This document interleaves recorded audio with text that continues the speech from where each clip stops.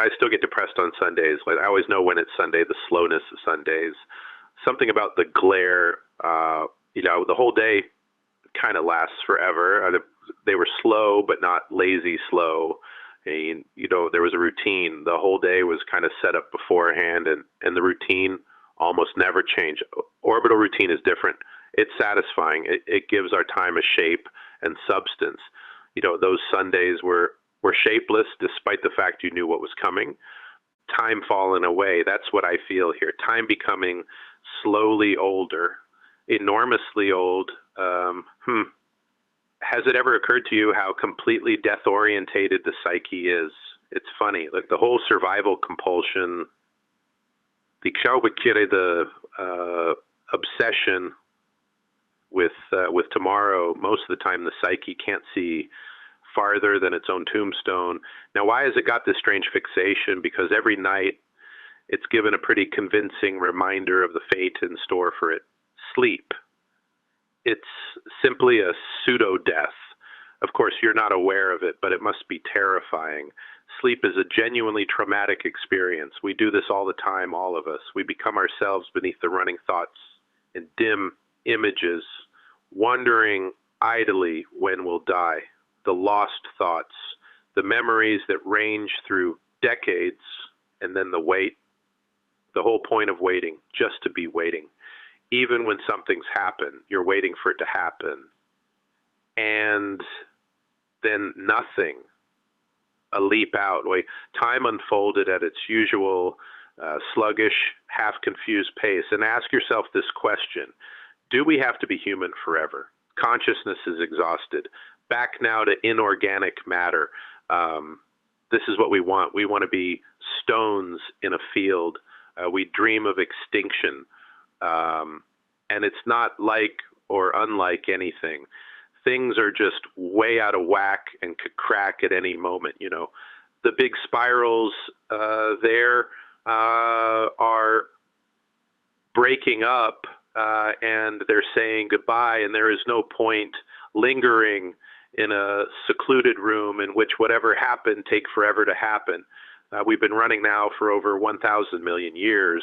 It's always been assumed that the evolutionary slope reaches forever upwards, but in fact the peak has already been reached, and the pathway now leads downward to the common biological grave. It's a despairing and at present unacceptable vision of the future, but it's the only one. We dream of an impossible past and of an explosion which is itself improbable. Everything makes us impatient. Perhaps we feel remorse for a life which is too long from the point of view of the species for the use we make of it. This is how ennui works, like a throbbing crackle on the cerebral telephone line that connects us to life. It is like something in a corner of your life which just won't finally die. Our whole system merely hung by a thread. It only took a detail to obliterate it, and if it does, we would have had to invent it all the same. Otherwise, what would we talk about? These sudden failures, these sudden lapses of will. It only takes a tiny detail to bring about a breakup. And I am amazed, not that there is so much chaos and violence, but that there is so little and everything functions so well. Apart from a few episodic breakdowns, no more frequent ultimately than earth tremors, it's as though an invisible hand managed to teleonomize all this mess, to normalize this anomie.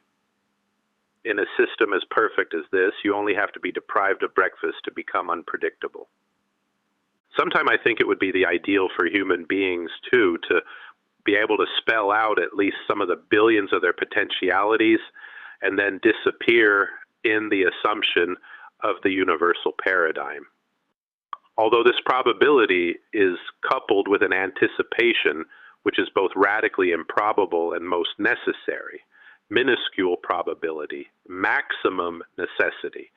Similarly, the probability that the world should be as it is not just minuscule, but zero, and not even zero, since it has no sense. The world is what it is, and that's all there is to it. And such as it is of the greatest necessity. Everything moves in loops, tropes, inversions of meaning, except in numerical and artificial languages, which for that very reason no longer are languages. Everything occurs in a great whirl, in effects which short-circuit their causes in the wits of events, in perverse events, except within a rectified history, which for just that reason no longer is a history.